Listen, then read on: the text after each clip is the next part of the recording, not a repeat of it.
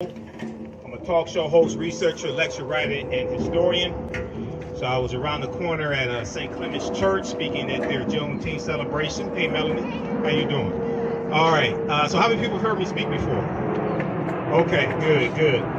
So this today I'm going to speak for about 30 minutes, and what I want to do is I want to speak really for about 20 minutes, and then I want to open up for questions and answers if I can, because understanding the learning process, oftentimes we learn more from answering questions than just listening. So I want to engage the audience as well. So Crystal contacted me, and she wanted me to talk some about the history of Juneteenth, which I've been doing all week.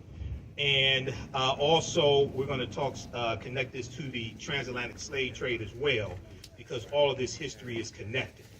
Okay, so I've done a number of media interviews this week dealing with Juneteenth, and I was on the Tammy Mack show on Fox Business Soul, the streaming service, on Wednesday, and we were talking about Juneteenth as a federal holiday. Now, is that a good thing or bad thing? And when I teach about Juneteenth, and I have a 2.5-hour lecture dealing with the real history of Juneteenth. So my table is going to be set up over here. Be sure to come support the African History Network, because that helps finance what I do and helps me stay independent as much as possible and keep the bills paid and the lights on. Okay, that's where the money comes from. When I talk about the history of Juneteenth, even though it's a federal holiday and that's a good thing, there's a lot of misinformation floating around about the history of Juneteenth. And I saw a lot of misinformation last year in the media, so I want to try to correct some of that history. So, some of that misinformation. So June 19th, 1865, what we celebrate is Juneteenth. Sometimes it was called Jubilee Day. Sometimes it was called Emancipation Day.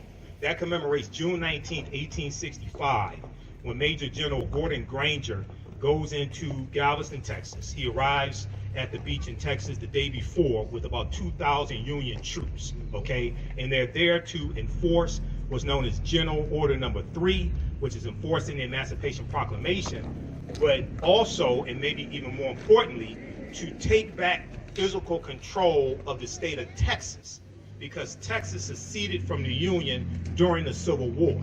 Texas was part of the Confederacy. So it took a military force to take control of Texas and bring it back under Union control. That's what he was there to do. And he also delivered General Order Number 3, which basically said, I'm not going to read the whole thing, but it basically said that the enslaved Africans there in Texas, there were about 250,000 of them, that they were free based upon the Emancipation Proclamation, and that they should stay on the plantations and negotiate wages with their former slave owners. Okay, now there's a few problems with the way this history is presented. Number one, now let me do my disclaimer. If you've heard me speak before, you know I say this disclaimer. I may say some things that are outside the circumference of your own awareness. Just because you never heard them before, disagree with them, does not mean that they're not true. It just means you may have to do some research to understand what I'm talking about. So first of all, most of us were taught in school that the Emancipation Proclamation freed the slaves.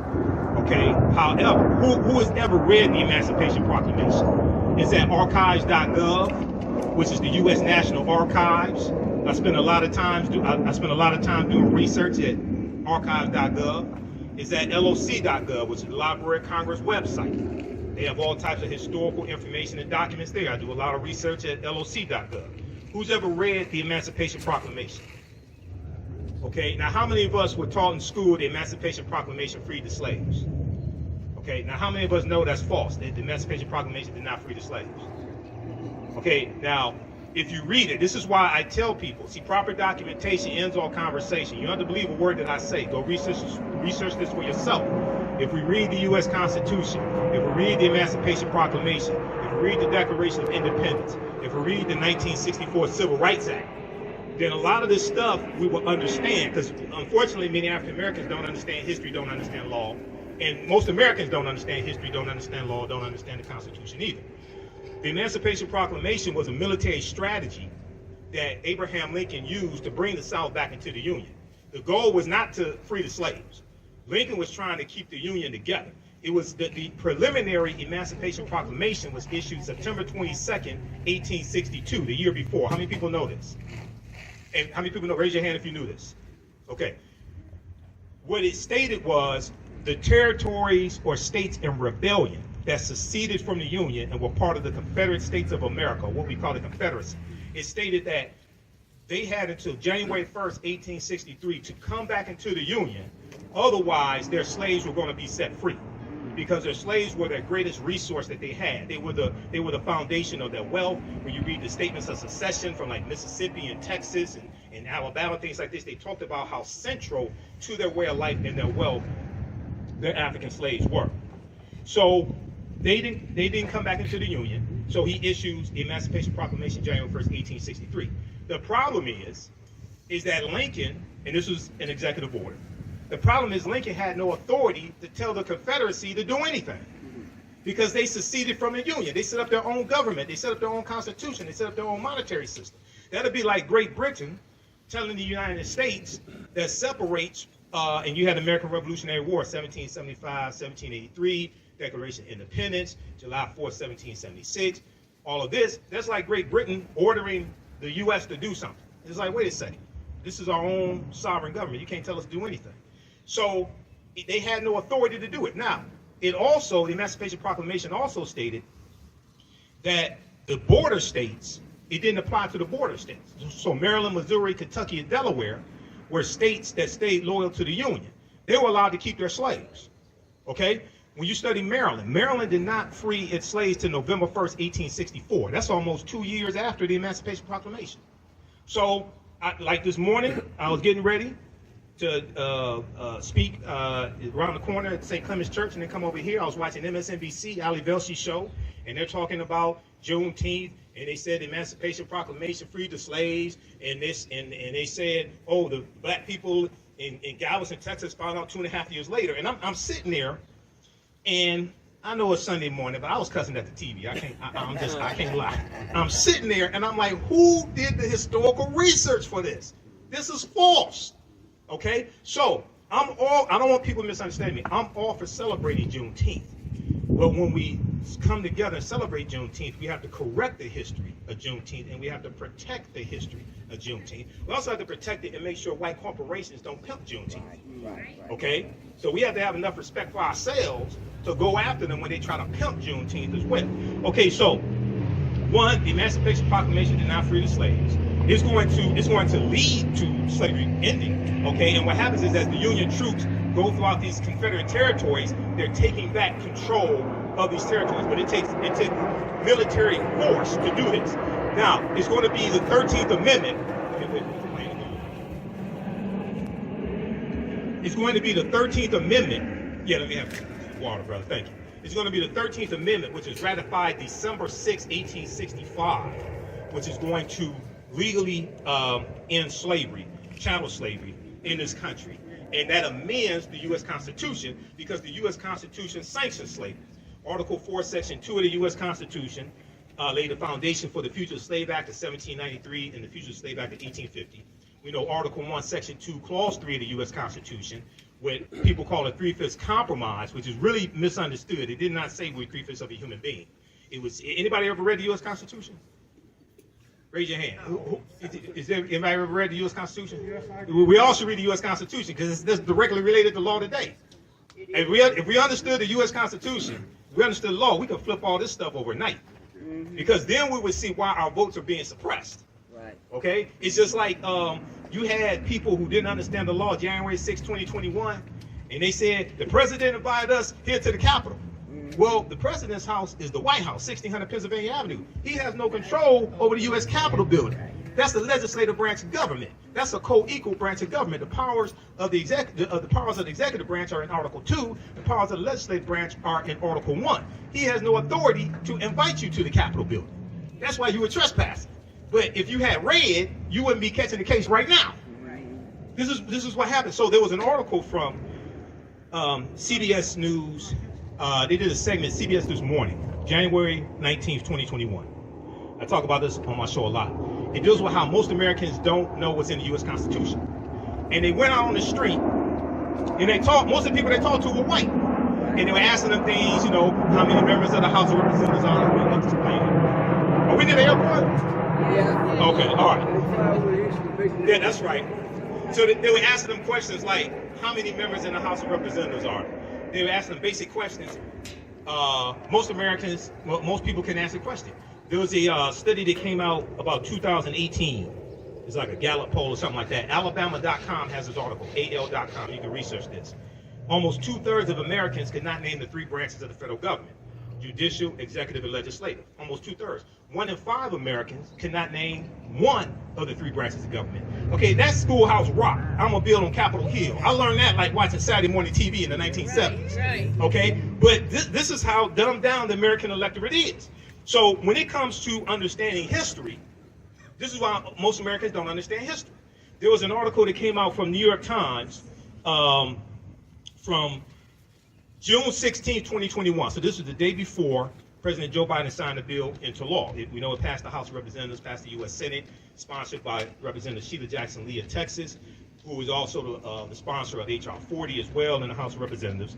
This article, everybody should read this, New York Times. Most Americans know little or nothing about Juneteenth poll finds. So this poll that was done by Gallup found that about 62% of Americans at the time knew nothing at all or a little bit about Juneteenth. Now, I would argue, now they go on to say, the holiday celebrating the end of slavery in the United States. Slavery didn't end on Juneteenth, on June 19, 1865. Okay? And one of the reasons why it didn't, let me let this point go.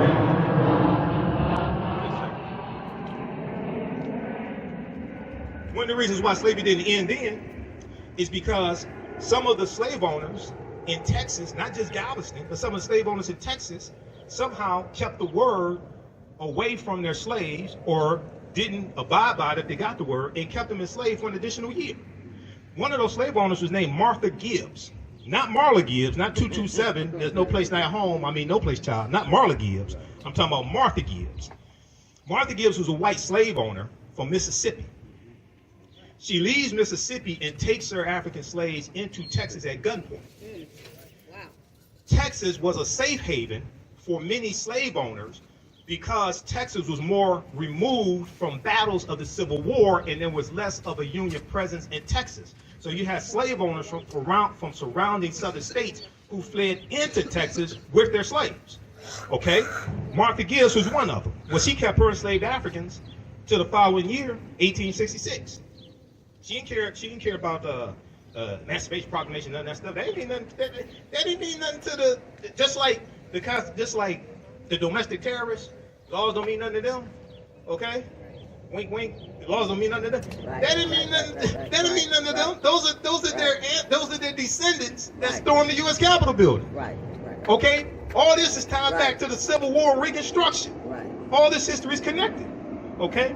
All right. So you're going to have some that are still enslaved to 1866. Now, it's important to celebrate Juneteenth. Why? Because Juneteenth is a celebration of freedom.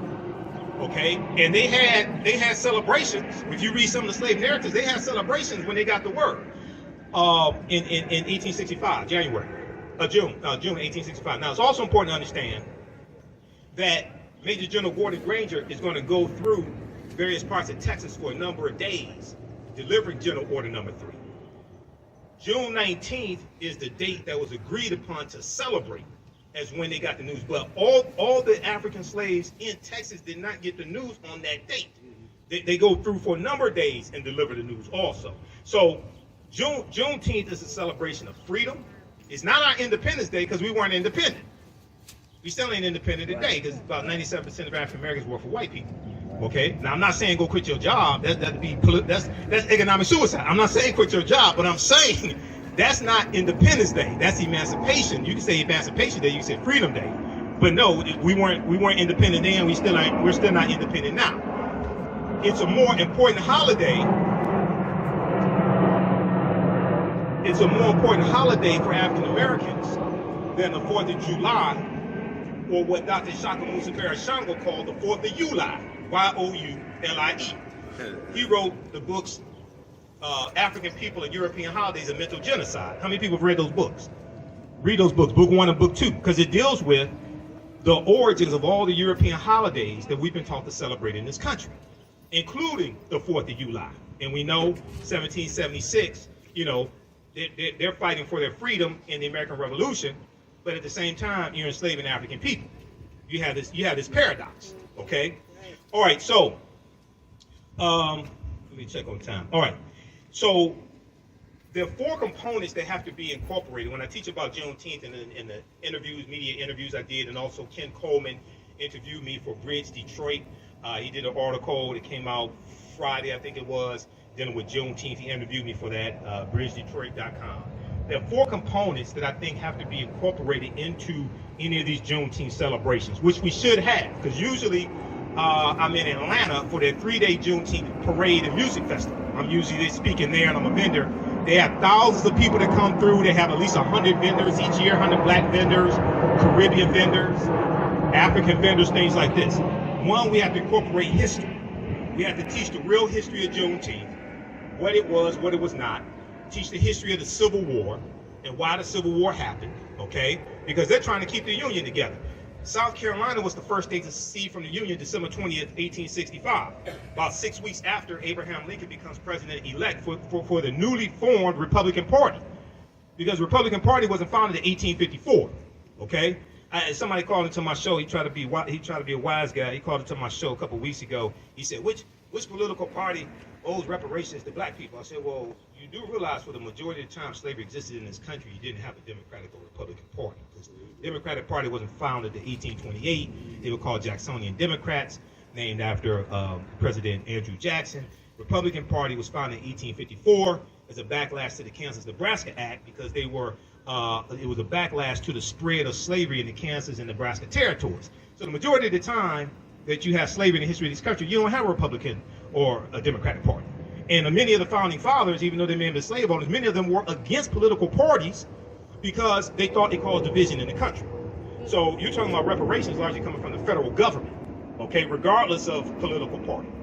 But you have to have a historical component to correct the history, protect the history, and deal with the real history of the Civil War, Juneteenth, and the Reconstruction Era. Reconstruction is extremely important, 1865 to 1877. The Reconstruction Era is taught very little in our schools, K through 12. There was a article from Time magazine, time.com, January 12, 2022, 6 days after the January 6th insurrection, the insurrection was a continuation of the Civil War and the political violence that brought about an end to Reconstruction. A new report finds that 45 states are failing to teach students about the period that shaped race relations after the Civil War. They're talking about Reconstruction.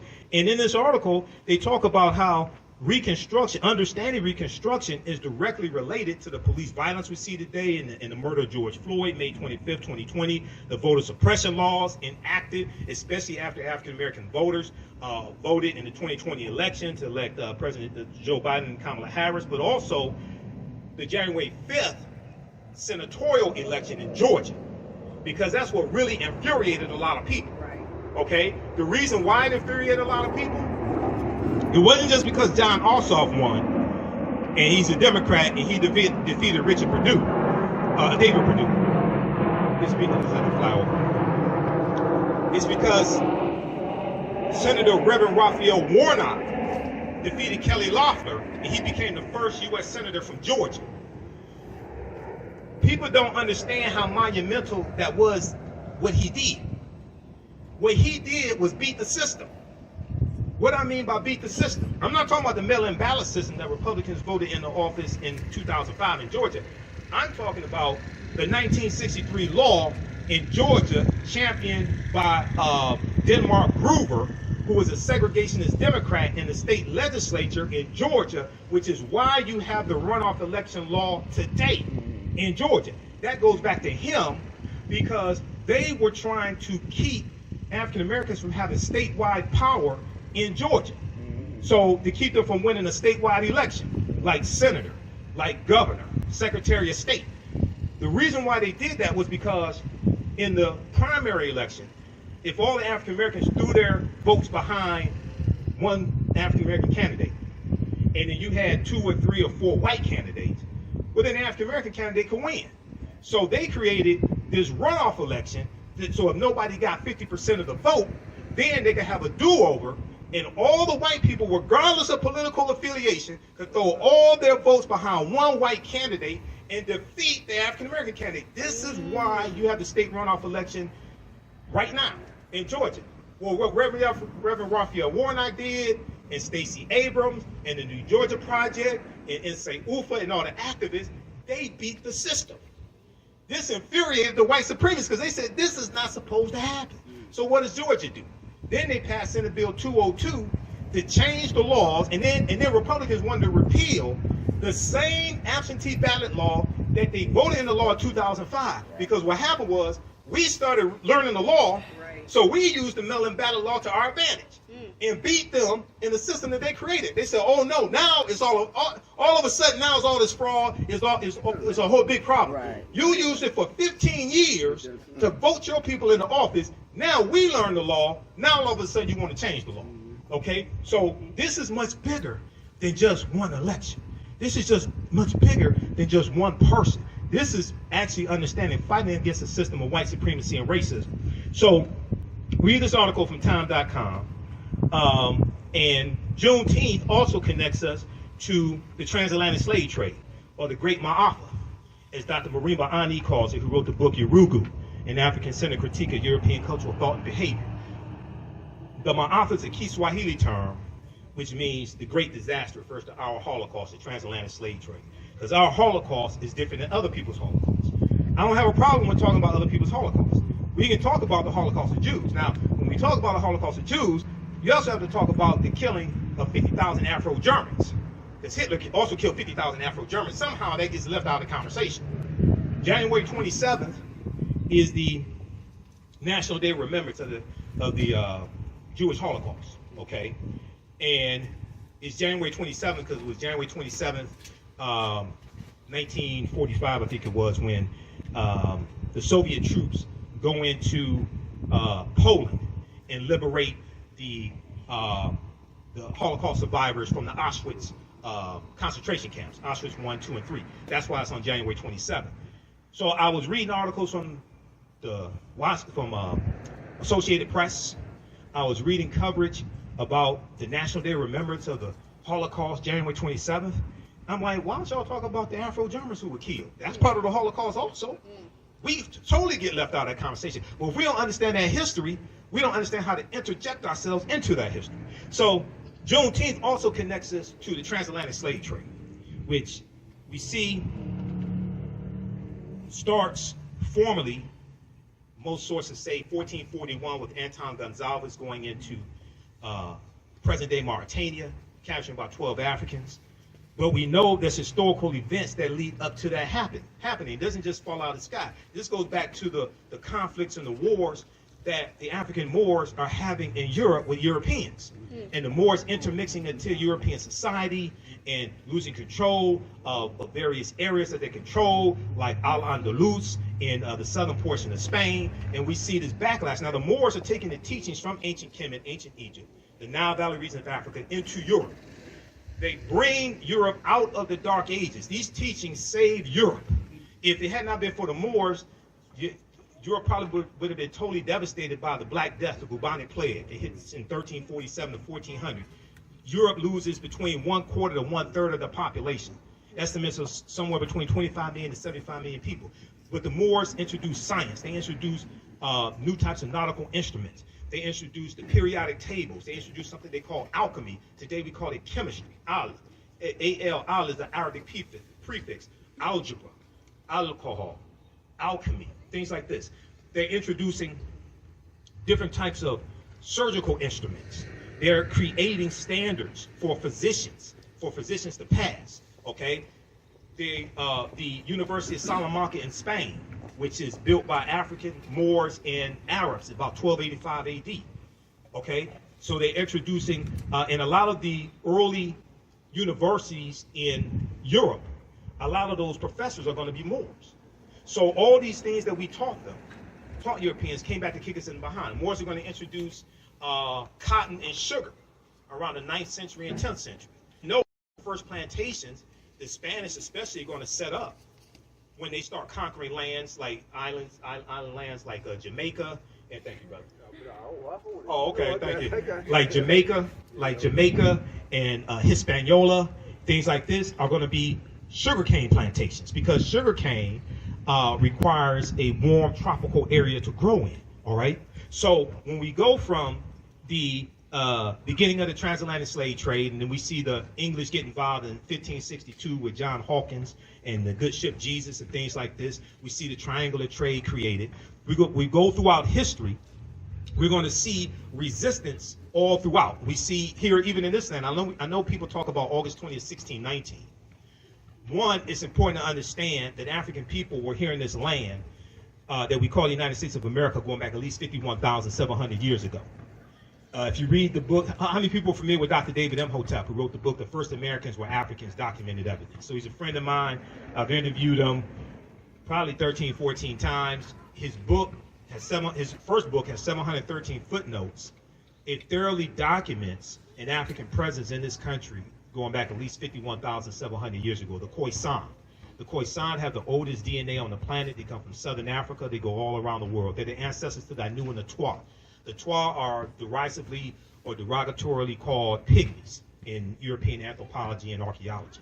They go all around the world. They're short-statured Africans. So, yes, African people circumnavigated the globe. Yes, we were already here. But that does not mean the transatlantic slave trade did not happen. Now, the Spanish are the second ones involved in the transatlantic slave trade. They're bringing Africans into the territory we call in the South Carolina, Georgia area in 1526. This is 93 years before 1619. So even though people talk about 1619, you have to deal with that history before then. You have to talk about Juan Garrido, who was born in West Africa in 1480. He comes into Florida in 1513 with the Spanish conquistador Juan Ponce de Leon. It's going to be Juan Ponce de Leon who names Florida, who gives Florida its name. It's Spanish, which means it has some reference to flower. This is where Florida comes to. Well, Juan Garrido is probably the first African we know of by name who comes to this land we call the United States of America. This is long before 1619. So even though 1619 is important to understand, and understand it in the proper context, that's not when we first came to this land, but that's part of the transatlantic slave trade. Now, August 20th, 1619, when the White Lion pirate ship, you have the White Lion and the Treasure, two English pirate ships that come into Virginia, basically Point Comfort there in Virginia. How much time I'm at 27. I'm not at 28 minutes, Crystal. How am I on time? Hey, go on. Okay, so when these two English pirate ships come in, and you have 20-odd Africans who are exchanged for food and water and supplies, right? At this time in 1619, did you know codified slave laws don't exist in any of the 13 colonies? Did y'all know this? Y'all didn't know this? Nope. Oh, you have to bring me out here to speak more often. Yeah. No. Who's read Before the Mayflower by Lerone Bennett Jr.? Because he breaks some of this down in chapter 2. Chapter 2, 6th edition, right around page 40, he talks about the names that African people had in this land. When Europeans got here, they were called Moors. They were called Negers, N-E-G-E-R-S, Nagars, N-E-G-A-R-S, and Blackamoors, okay? The word Negro really wasn't used for us at that time. He's talking about in the 1600s, all right? So, and he's talking about the presence of the Moors here when Europeans got here. And then at that time, also in the colonies, the people who we call white people, they weren't referred to as white. They were referred to as either Christians or Englishmen, okay? So they're exchanged for food and water and supplies. They're put into a form of indentured servitude for about 3 to 5 years and released from that. Some of them go on to own land. You're going to have some Africans who come here, either willingly or unwillingly, who end up owning white indentured servants also. That's a whole nother conversation. Some people don't want to have that conversation. Don't know why, but that's part of the history. Lerone Bennett Jr. breaks this down in chapter 2 of Before the Mayflower. Okay, so this is Juneteenth connects us to the transatlantic slave trade. The first colony to have codified slave laws is going to be Massachusetts, 1641. They come to Virginia about 1660, 1661. The laws are coming to different colonies at different times. Different colonies had their own laws, okay? So some of the slave ships And I was looking at some information from nationalarchives.gov for the UK. Some of the slave ships, the Triton had 150 African slaves, the Antelope 230, the Juno 250, the Alexander 450, the Baltimore 280, the Polly 400, the Jason 360. We know the good ship Jesus 1562. John Hawkins, who becomes later Sir John Hawkins of Plymouth, England, had 300 Africans as well. And we know that the transatlantic slave database estimates there's about 12 million Africans that are going to be taken out. Now, that's probably a lowball number. We know that people, Dr. John Henry Clark, put the number at about 100 million. Dr. W.B. Du Bois put the number close to about 100 million or so. But whatever number we deal with, we have to also understand this chronology of history as well, okay? So, and it's also important to understand that we fought slavery every step of the way in this country and in Africa. There were wars that were fought. There's a good book by Sylvian Diouf called Fighting the Slave Trade, West African Strategies, Fighting the Slave Trade, West African Strategies. And this book deals with the different types of strategies that we used in West Africa to fight against these European colonizers and fight against the transatlantic slave trade as well, okay? So here in this country, you're going to have somewhere around 250 physical slave rebellions taking up arms. We know about Nat Turner, 1831, Southampton County, Virginia, and others. We know about the Stoner Rebellion, 1639 in South Carolina. There were other forms of resistance, however. Learning to read and write was a form of resistance, because one of the things that we did when we learned to read and write is wrote our own freedom papers and ran away. That's what some of us did. We wrote our own freedom papers and ran away, because a lot of the slave patrollers that you encounter on the roads, a lot of them were poor white men who were illiterate. They couldn't read or write. So you can give them any paper, say these are my freedom papers, or a travel pass or something like that. Learning to read and write was a form of resistance. Having work slowdowns, slowing down the pace of work was a form of resistance. Poisoning white people's food was a form of resistance, okay? Destroying tools or sabotaging tools, maiming oneself, cutting off toes, something like that. Those are different forms of resistance that we engaged in as well. Okay, so when we have these celebrations, it's important for us to invoke the ancestors as well, and the brother did the libations, which brings in the power and the energy of our ancestors, and it helps reconnect us to our ancestors also. And once again, I'm gonna wrap up with this, and we can open up for questions if we can. But when we have these celebrations dealing with Juneteenth, it's important to correct the history and protect the history of Juneteenth, and deal with history, political education, economic empowerment, as well as law. Okay, so I want to thank you for your attention. I want to wrap it up there. Usually I end my presentations. Right now, it's correct wrong behavior. It's not over till we win. Wakanda forever. And because Wakanda is a real word, comes from the Omaha Ponca Sioux Indian language, means possessing secret powers, but it's also a Bantu word. It's in Kikongo as well. So Wakanda is a real word. So Asante Sana, can we open it for questions? Okay, let's open up for questions. Did you all learn anything? Yeah. Okay, all right, thanks. Now, and then I'm gonna have my DVD lecture set up over here. Also, I'll be registering people for 2 10-week online classes that I teach on Saturdays and Sundays. Saturdays is Ancient Kemet, the Moors, and the Ma'afa, Understanding the Transatlantic Slave Trade, where they didn't teach you in school, where we do it thousands of years of history. We do the sessions live. All the sessions are archived and recorded. You can watch it a year from now, 2 years from now, it'll still be there.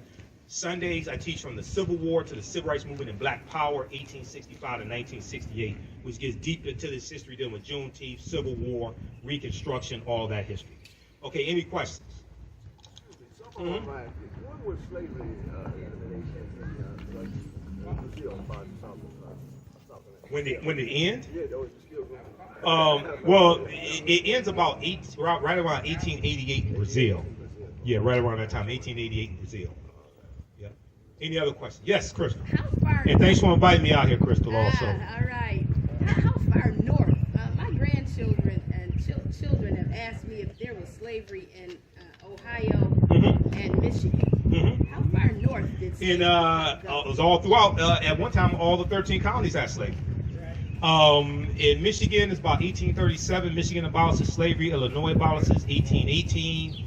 Ohio is going to abolish slavery right around 1818 or so. Yeah, slavery was in all of the. Michigan was not one of the original 13 colonies, but even when you look at the 13 colonies, at one point slavery was in all of the 13 colonies. So you know that the reason why Wall Street has its name is because when it was the colony of New Amsterdam, which was a Dutch colony, about 1627, they forced the Africans to build a wall to keep Native Americans out. And then New Amsterdam becomes a British colony called New York. So that wall is where Wall Street is today. That's where Wall Street gets its name. And it was African slaves who were traded originally on Wall Street, the physical Wall Street. Not the stock market, but the physical Wall Street. It was African slaves that were traded there. But that's where Wall Street gets its name from. So all of the 13 colonies at one point had slavery. Yes, brother. Jim Reed here. Are you familiar with the mounds on Mound Road? Are you familiar with King Khalifa? Are you familiar with... Yeah, so you had the mounds on Mound Road. So you had about 1 million mounds in this land we call the United States of America, okay? And go ahead, brother. So you have mound builders, you have Native American mound builders, you have African mound builders, the Khoisan, okay? Now the ones on Mound Road, I've heard different things. I'm not sure who built those, okay? But yes, at one point you had about 1 million mounds in this land we call the United States of America. Today is somewhere, I think, about 100,000. Dr. David M. Hotep talks about this as well. Cahokia in East Illinois is the largest mound that still exists today. Okay, and these are the early mound builders were African people. Now, yes, you did have Native Americans that built mounds. So I'm not trying to take, sometimes when we talk about African people being here first, even though people concede that African people were the first people on the planet, but then we talk about being them here first in the U.S., then it causes a problem. I'm not taking anything away from Native Americans. And Native Americans I have Native American in my family, Cherokee and Blackfoot on my mother's side. She's from Tennessee. But the people who we call Native Americans are the offspring of the intermixing of Africans who were here over 50,000 years and Asians who come here around 3000 BC. And the Africans and Asians intermix, and they're offspring of who we call Native Americans. And these were usually a dark-skinned people. Okay, they weren't the very light-skinned, almost white-looking like Native Americans of some that you see today. Okay, so when I talk about this history, I'm not trying to denigrate Native Americans or take anything away from them, but it's important for us to understand this chronology of history. Yes, go ahead, brother. I just thought of the third part of my question. Yeah. Are you familiar with Isaiah Henson? Isaiah Henson or Josiah Henson? Okay, Josiah. Okay, so Josiah Henson was a runaway slave from Maryland, and he ran away with his family, and he writes an autobiography. Josiah Henson is the real life person that the fictitious character of Uncle Tom in Harriet Beecher Stowe's 1852 novel Uncle Tom's Cabin is based upon, because she read his autobiography. He becomes a abolitionist on the Underground Railroad. He becomes a Methodist minister and an educator. He and his family go up into Canada because of the Fugitive Slave Act of 1850, which was the fifth bill of 5 bills and what's known as the Compromise of 1850. The Compromise of 1850 is legislation that comes about to organize the land that the U.S. gets at the end of the Mexican-American War, 1846, 1848. So the U.S. gets the territory that today makes up California, Arizona, New Mexico, Colorado, Utah, and Nevada. California comes into the land as a free state in 1850. Okay, all that comes from Mexico as a result of the Mexican-American War. The U.S. pays Mexico $15 million. Mexico loses about 1/3 of their territory. So the Fugitive Slave Act of 1850 intensifies the abolitionist movement. It makes it more dangerous for runaway slaves to even live in the North, because now it says that all people have to work with the authorities to capture runaway slaves and return them to the slave owners, and it removed habeas corpus, which meant your right to a day in court. Previously, under the Fugitive Slave Act of 1793, the slave owner had to go to court and prove that that person was their slave. The Fugitive Slave Act of 1850 takes away that and calls more runaway slaves to run into Canada. Okay, so Josiah Henson goes into Canada. So that's where he was the real life person that Uncle Tom is based upon. And Uncle Tom was not the not the way that the stereotype of Uncle Tom was that he was subservient to white people and things like this. Now that was Sambo. Sambo was a slave who followed the slave master Simon Legree around and told him where the slaves were hiding, who were running away, things like this. Uncle Tom was the slave who refused to beat black women. He was the slave who took cotton out of his sack, put it in the other slave sacks who didn't meet their daily quota, things like that. That's who Uncle Tom was in the book. Okay, there was a 1912 movie, about 1912, a short movie about 30 minutes, that depicted Uncle Tom as being subservient to white people, docile, obedient. So that may be where the slur, the stereotype of Uncle Tom comes from. But that's not the Uncle Tom in the novel, and that's definitely not Josiah Henson. That was written by Phyllis Wheatley. Right. Uncle Tom's Cabin was written by Harriet Beecher Stowe, 1852.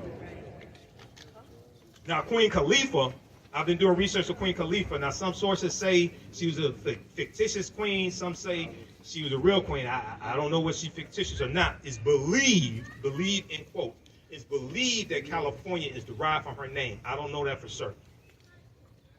Any other questions? Okay, we'll go over here and then go to his brother here. Yeah. It's actually two questions, if that's Mhm. okay. The first question is it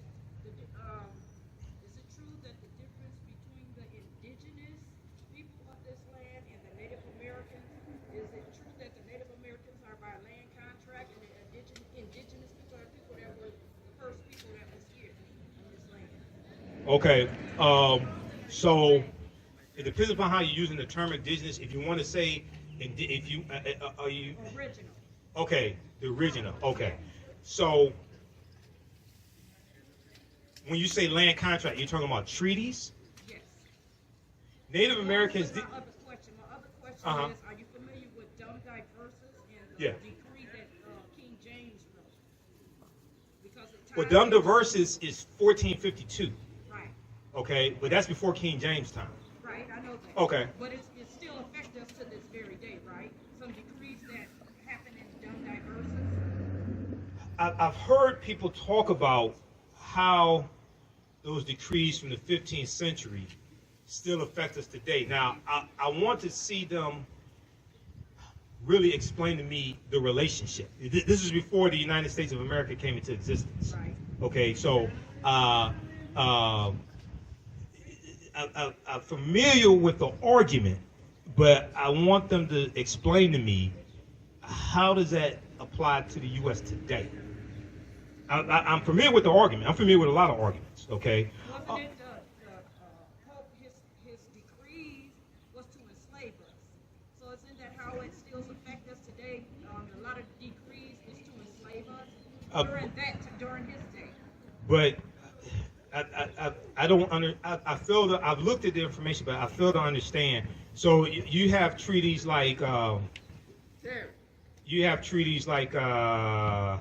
think it's about 1454, the Treaty of Tordesillas, when the Pope divides Spain and Portugal. The Pope sends Spain and Portugal out to divide the non-Christian world among Spain and Portugal, things like So this. that would affect us, right? No, Weren't we the non-Christian?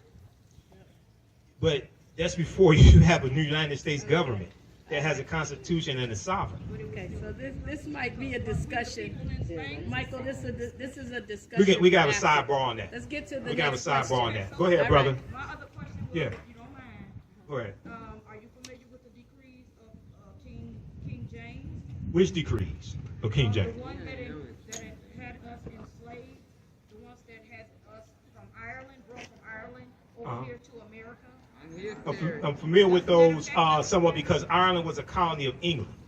Ireland was a colony of England. Right. Now, what about the decree? So, wasn't there land contracts that was given to people that came from Ireland over here that had something to do with the 7-year indentured servitude? There were people who entered into indentured servitude and then were awarded land afterwards. Some of them were of African descent also. In chapter 2 of Before the Mayflower by Lerone Bennett Jr., he talks about this as well. We can have a sidebar because that's what my table is going to be. I want to get to some of these other questions. Yes, brother. I want to ask if you were familiar with the different variations of the term slavery. And I bring that up simply because most of the things that we have been exposed to through media, watching Mandingo, watching Django, watching Roots, Right. show slavery in a particular light. I mean, there were white slaves. There were. You had slavery in Europe. You had slavery in Slavic nations. You had a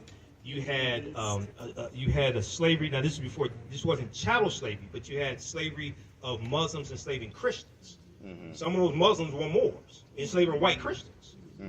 Okay, so you had different types of slavery. The one here in the U.S. was a chattel slavery. After, now, not in 1619, chattel slavery didn't exist in the 13 colonies in 1619, but later, after it's going to be developed, you're enslaved for perpetuity. So your children are born into slavery. Okay, you're enslaved for perpetuity, which was different than other forms of slavery, even though other forms of slavery were wrong. Okay, but here you're a slave because of quote unquote race, which is a made up construct. Okay. 2, you're enslaved for perpetuity, forever. So your children's children are born into slavery. All right. So it's a different concept. So, and this has to be a distinction has to be made, because then when we talk about repairing the damage of slavery, what some people call reparations, then other people say, well, everybody has slavery. No, that was different than what happened here, and slavery was written into the U.S. Constitution.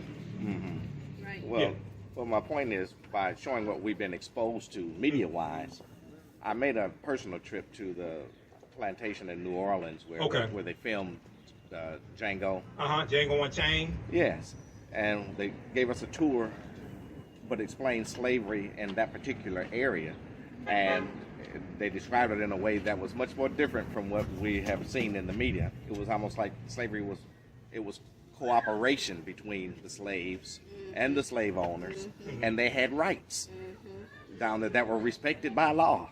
Some different states had different laws and different levels of slavery also.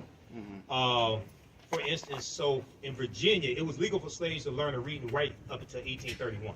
1831 is when you had the Nat Turner Rebellion, because Nat Turner was literate and he could read and write, and he could read the Bible, and he used the Bible as a tool to teach his people that they should be free. So after the Nat Turner Rebellion, after he was captured and executed, the state legislature passed a law to then ban teaching slaves to read and write. So different colonies, different states at this point, different states did have different laws.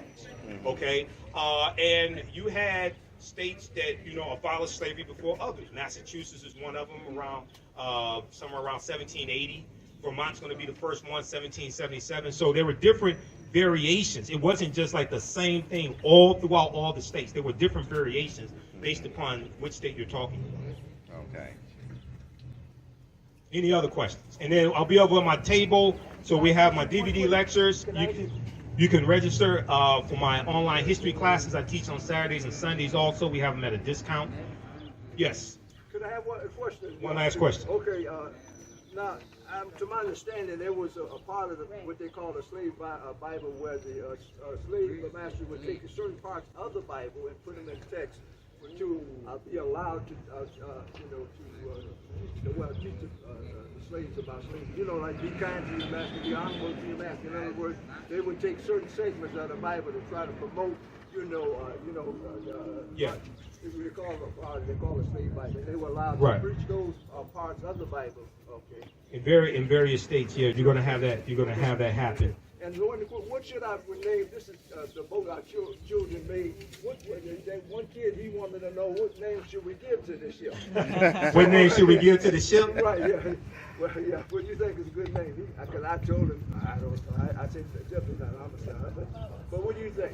The Amistad comes to mind because those Africans won their freedom in the U.S. Supreme Court because the international transatlantic slave trade was abolished in 1807 and went into effect January 1st, 1808. So that helps form a legal argument for reparations also, by the way. That's based upon Article 1, Section 9, Clause 1 of the U.S. Constitution. You can call it the Amistad. You can call it the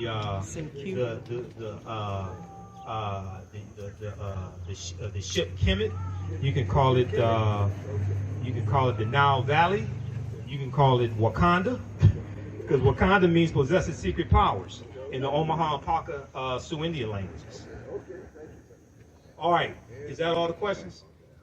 All right, other questions you can ask me over my table. Thanks for your attention. Be sure to come support the African History Network. This helps me keep doing the research, keep doing the radio show. I don't get paid to do radio.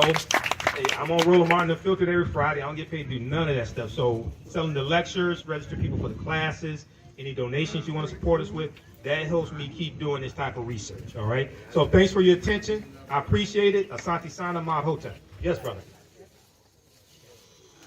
Well, I got some new stuff over here, too. Oh, thank you. I got some new stuff over here. You can get some for gifts also. If you got my DVD lectures, you can get it for gifts as well. All right, thank you, Crystal. Thank you. What's your name, brother? My name is Gabriel. Gabriel. All right, brother Gabriel. I appreciate it.